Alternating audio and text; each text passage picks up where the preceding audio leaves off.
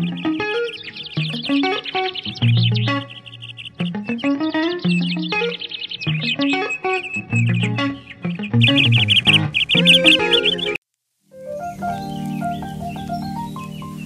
guys, dito ako sa labas. First meal ko sa araw na to dito sa Malaysia.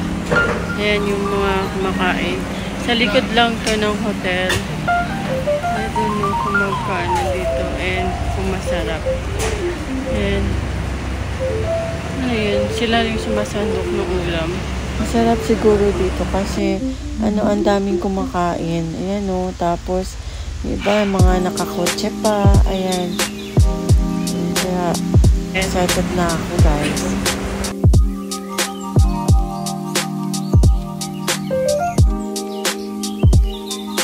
Hi guys, ito yung napili kong mga ulam. Ginaya ko lang yung mga tao doon na kumuha ng ulam. Kung saan yung kumukuha ng madami, doon ako gumagaya. Actually, that's my soup. That's actually 5 varieties of vegan food to lahat. Kulay ito. Ayan. So, 11 ringgit. Ito lahat. So, equivalent to like 143 pesos sa atin. Ayan. So, tas ang daming rice.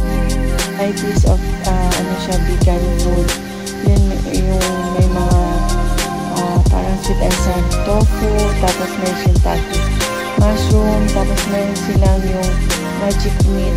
Yung parang mukha siyang karne pero made of siya guys, gulay. Yan, masarap naman. Ito, paano pangalan nito? Free lang siya.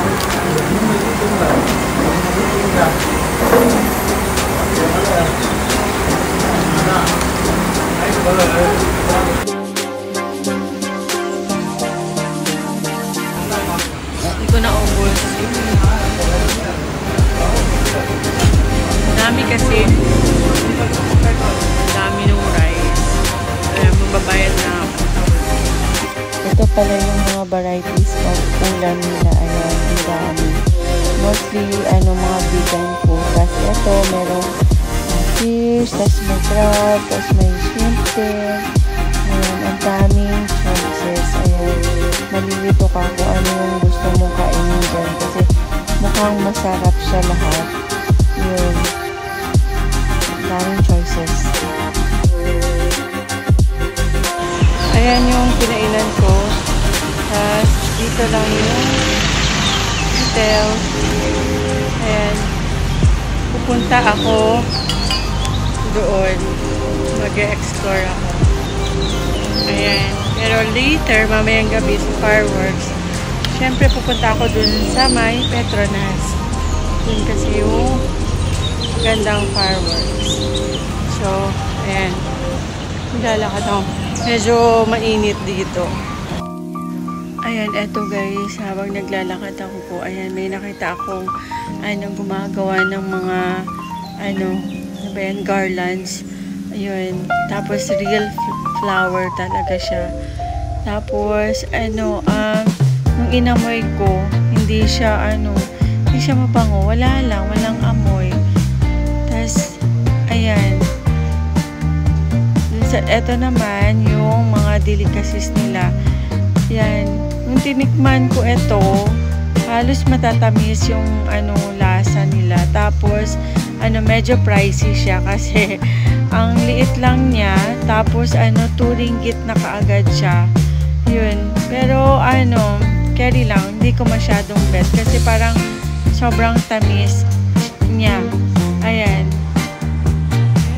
Try ko kumain dito bukas, guys. Ayan, mura lang siya, 9 ringgit set of lunch na siya. Sa likod lang siya actually ng hotel ko.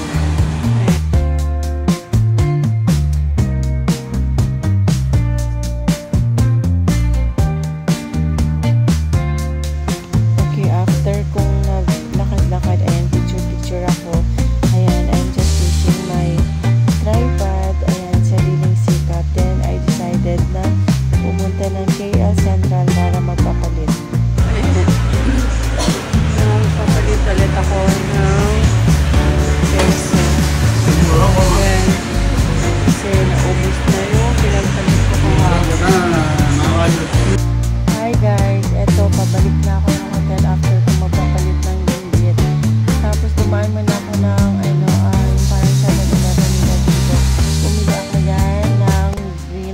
tapos guyabano, and lychee. Ayan.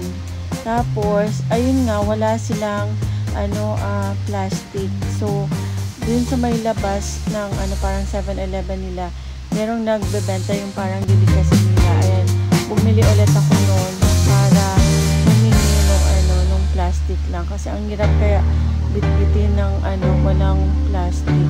Ayun. Pahinga ako saglit. Tapos, punta na ako ng Petronas. Ayan.